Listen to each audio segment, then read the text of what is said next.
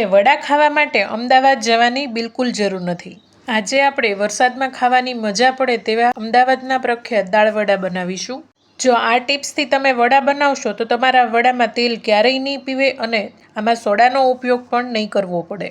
એકદમ દડા જેવા ફૂલેલા ક્રિસ્પી અંદરથી એકદમ પોચા એવા આપણા વડા બની અને તૈયાર થશે। તો જય માતાજી અને જય શ્રી કૃષ્ણ બધાને। સ્વાગત છે તમારું મારી આ ચેનલ આરતીની રસોઈમાં। જો હજુ સુધી મારી ચેનલ સબસ્ક્રાઇબ ન કરી હોય તો ચેનલને સબસ્ક્રાઇબ કરી લેજો આવી અવનવી રેસિપીઝ જોવા માટે। તો ચાલો અસલ અમદાવાદના પ્રખ્યાત એવા વડા જેવા સ્વાદના વડા બનાવવાની શરૂઆત કરીએ। તેની માટે 4 થી 5 કલાક અગાઉ સારી રીતે પલળી ગયેલી 2 થી 3 વાર ધોઈ સાફ કરેલી મગની દાળ આ રીતે મેં તૈયાર રાખી છે। તમે આ વડા ચણાની દાળ અથવા તો ચણાની અને મગની બંને દાળ અથવા ફોતરાવાળી મગની દાળ બધામાંથી બનાવી શકો, પરંતુ અત્યારે આપણે અમદાવાદના પ્રખ્યાત દાળ વડા બનાવીએ છીએ જેમાં ફક્ત અને ફક્ત આ મગની દાળનો ઉપયોગ થાય છે। હવે બેટર બનાવવા માટે આપણે અહીં મિક્સર જાર લઈ લઈશું। મિક્સર જારની અંદર પાણી નિતારી અને મગની દાળ લેવાની છે, પાણી નથી ઉમેરવાનું, એ ખાસ યાદ રાખવાનું। તો હવે આપણે 1 ચમચી મગની દાળ સાઈડમાં રાખી દઈશું અને બાકી રહેલી મગની દાળને મિક્સર જારમાં લઈ લઈશું। હું દર વખતે કહેતી હોઉં છું, જો તમને વિડીયો પસંદ આવતા હોય તો વિડીયોને 1 લાઇક ચોક્કસથી કરી દેજો। જો વિડીયો પસંદ આવતો હોય તો તમારા ગ્રુપમાં જરૂરથી શેર કરજો। લાઇક શેર સબસ્ક્રાઈબ કરવું એકદમ ફ્રીમાં છે।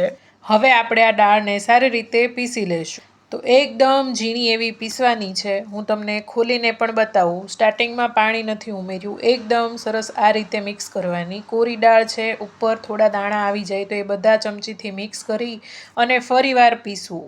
થોડું આ રીતે પીસાઈ જાય પછી આ રીતે થોડી એવી માત્રામાં પાણી ઉમેરવું। લગભગ અહીં 1/4 કપનો પણ અડધો ભાગનું પાણી ઉમેરેલું છે અને ફરીવાર સારી રીતે મિક્સ કરી આ રીતે પીસી લેવું।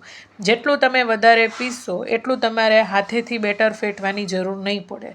તો આ રીતે એકદમ સ્મૂથ અને હવાના કણ ભરાય ત્યાં સુધી મિક્સર જાર ફેરવવી। પહેલાં મિક્સર નહોતા ત્યારે હાથની મદદથી ફેટી અને આ મિક્સર છે એ તૈયાર કરતા। તમે જોઈ શકો છો એકદમ હવાના કણ ભરાણા છે અને ફૂલી ગયું છે બેટર, એકદમ હલકું થયું છે। તમે આ સમયે પાણીમાં ચેક કરો તો આ બેટર છે એ તરતું હોય છે। તો આ તમારે નિશાની છે કે સારી રીતે તમારું બેટર છે એ ફેટાઈ ગયું છે। હવે આ મિક્સર એક વાસણની અંદર આપણે લઈ લઈશું। આ દાળ વડા છે એ ખૂબ જ ઓછા મસાલાથી બની અને તૈયાર થઈ જાય છે અને લગભગ દાળ પલાળેલી હોય તો 10 મિનિટ બનતા થાય છે। જો તમારે અહીં બેટરમાં પાણી થોડું વધારે ઉમેરાઈ ગયું હોય તો મૂંઝાવાની જરૂર નથી। તમે 2 ચમચી રવો ઝીણો અથવા તો 2 ચમચી ચોખાનો લોટ અહીં ઉમેરી દો તો એકદમ સરસ એવા દાળ વડા બનશે। હવે તેમાં આપણે થોડી કોથમરી ઉમેરી છે અને આદુ મરચાંની પેસ્ટ ઉમેરી છે। અહીં લસણ બિલકુલ નથી ઉમેરવાનું। સાથે આપણે જીરું અહીં ઉમેર્યું છે અડધી ચમચી જેટલું અને ચપટીક એવી હિંગ ઉમેરી છે। સાથે આપણે ટેસ્ટ પ્રમાણે મીઠું ઉમેરશું, બસ। આમાં કોઈ જ પ્રકારના બીજા મસાલા આપણે નહીં ઉમેરીએ। હવે આપણે જે દાળ બાકી રાખી છે અધકચરી તે ઉમેરી દઈશું। હવે તે આપણે અલગથી શા માટે ઉમેરી તે કહું એ પહેલાં આપણે તેલ ગરમ કરવા માટે રાખી દઈએ। આપણે દાળ અલગથી ઉમેરી કારણ કે જો તમે એકસાથે અધકચરું પીસશો તો એ તમારા દાળ વડા જાળીદાર નહીં બને, સાથે ફૂલશે પણ નહીં। તમારે સોડાનો ઉપયોગ કરવો પડશે અથવા તો ખાટી છાશ દહીંનો ઉપયોગ સાથે કરવો પડે। તો આવું કોઈ પણ વસ્તુ ન કરવું પડે માટે આપણે ઉપરથી આ અધકચરી દાળ ઉમેરી જેથી અંદર થોડો ક્રંચ આવે। ખાવામાં આપણને દાળના જ્યારે આખી દાળ આવે ત્યારે વધારે મજા આવે છે। હવે 2 મિનિટ માટે આપણે આ રીતે ફેટી લઈશું। બેટર છે એકદમ હળવું બને તે માટે આપણે 2 મિનિટ માટે ફેટી અને આ રીતે તૈયાર કરી લઈશું। હવે વડા જરાય તેલ ન પીવે તે માટે આપણે ગરમ 2 ચમચી ગરમ તેલ ઉમેરશું। તો તેલ થવા માટે રાખી દીધું તો તેમાંથી ગરમ 2 ચમચી તેલ ઉમેર્યું છે। તેલમાંથી આ રીતે સરસ ધુમાડા નીકળી જાય પછી તેલને મીડિયમ કરી અને એકવાર આ રીતે તેલ સારી રીતે મિક્સ કરી અને વડા પાડી લેશું। હવે તમે આ રીતે ચમચીની મદદથી કે હાથની મદદથી વડા તેલમાં પાડવા માટે તૈયાર છો। તો આ રીતે હું હાથની મદદથી બધા જ વડા છે એ પાડી લઉં છું। અહીં તમારે એક વાતનું ધ્યાન ખાસ રાખવાનું કે જો તેલ છે એ ઠંડુ પડી જશે અને તમે એકદમ વધારે માત્રામાં વડા છે એ તેલમાં ઉમેરી દેશો તો બધા જ વડા છે એ તેલ પી જશે અને જરાય ટેસ્ટમાં સારા નહીં લાગે। એટલે ખાસ તમારે તેલનું ટેમ્પરેચર ધ્યાન રાખવાનું। એકવાર ધુમાડા નીકળી જાય તેલમાંથી, ખૂબ ગરમ થઈ જાય પછી એકદમ ધીમો કરી અને આ રીતે બધા વડા પાડી અને મીડિયમ તાપે પછી છેક સુધી એકદમ ગોલ્ડન બ્રાઉન થઈ જાય, ડાર્ક ગોલ્ડન બ્રાઉન ત્યાં સુધી તળવાના. લાઇટ ગોલ્ડન બ્રાઉન કરશો તો અંદરથી જાળી બરાબર નહીં પડે અને કાચા પણ રહેશે, કારણ કે આપણે અહીં સોડા બિલકુલ નથી ઉમેર્યો. તમારે ખાસ ધ્યાન રાખવાનું, એકદમ ગોલ્ડન બ્રાઉન લાલ કલરના થઈ જાય ત્યાં સુધી આપણે વડાને સારી રીતે પલટાવતા આ રીતે તળી લઈશું. લગભગ 3 થી 4 મિનિટની અંદર બધા જ વડા છે એકદમ ડાર્ક ગોલ્ડન બ્રાઉન થઈ જશે અને આ રીતે એકદમ સરસ ફૂલી જશે. તમે જોઈ શકો છો બધા જ વડા છે એ દડાની જેમ ફૂલી ગયા છે અને લગભગ ડબલ સાઇઝમાં થઈ ગયા છે. તો ખૂબ જ સરસ ટેસ્ટી એવા વડા છે એ આપણા બનવા લાગ્યા છે. આ જ રીતે આપણે બીજા વડા પણ બનાવી લઈશું.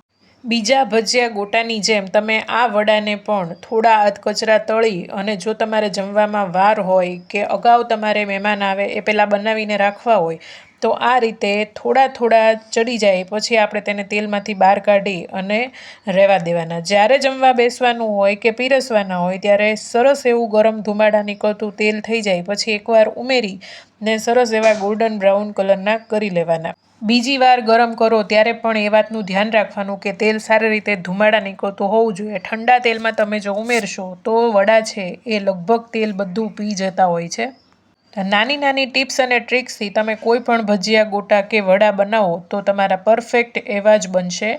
મારી આ ચેનલનું નામ પહેલાં આરતીસ કિચન ફૂડ આઈડિયાઝ હતું. હવે આ ચેનલનું નામ મેં બદલી અને આરતીની રસોઈ રાખ્યું છે. આ ચેનલમાં તમને દરેક પ્રકારની ગુજરાતી, કાઠિયાવાડી અને જૂની વિસરાતી જતી વાનગીઓ પણ તમને મળશે. તમે નેક્સ્ટ રેસીપી કઈ ઈચ્છો છો એ તમે મને કોમેન્ટ બોક્સમાં જરૂરથી કહી શકો છો. આ રેસીપી પસંદ આવી હોય તો મને કહેજો કે તમને કેવી લાગી. અહીં વડા કાઢવાના સમયે મેં મરચાં પણ સાથે જ ઉમેરી દીધા છે જેથી સાથે તળાઈ જાય. તો આ વડાની સાથે મરચાં ખાવાની ખૂબ જ મજા આવે છે. વડા જોતાં જ ખાવાનું મન થઈ જાય તેવા છે અને તમે જો આ રીતથી બનાવો તો તમારે કેવા બન્યા એ કોમેન્ટમાં જરૂરથી કહેજો, જેથી અમને પણ ખ્યાલ આવે કે મારી રેસીપી કોઈ બનાવે છે તો કેવી બને છે. તમે ઇન્સ્ટાગ્રામમાં ફોટા પણ શેર કરી શકો છો મને. તો આ રીતે એકદમ ફૂલેલા ગોળ દડા જેવા એકદમ ક્રિસ્પી અને અંદરથી નરમ એવા જાળીદાર અમદાવાદના પ્રખ્યાત દાળ વડા બની અને તૈયાર છે. ચાલો તેને સર્વ કરી દઈએ. તો આપણે તેને અમદાવાદી સ્ટાઇલ એકદમ ડુંગળી અને લીલા મરચાં સાથે સર્વ કર્યું છે. તોડીને જોઈએ તો બહારથી ક્રિસ્પી અને અંદરથી એકદમ પોચા જાળીદાર વડા આપણા બની અને તૈયાર થયા છે. તમને રેસીપીમાંથી નવું શું જાણવા મળ્યું તે કોમેન્ટમાં જરૂરથી જણાવજો. ચેનલ સબસ્ક્રાઈબ ન કરી હોય તો સબસ્ક્રાઈબ કરી લેજો. મળીએ નવા રેસીપીના નવા વિડીયો સાથે. ત્યાં સુધી બધાને આવજો. જય શ્રી કૃષ્ણ, જય માતાજી.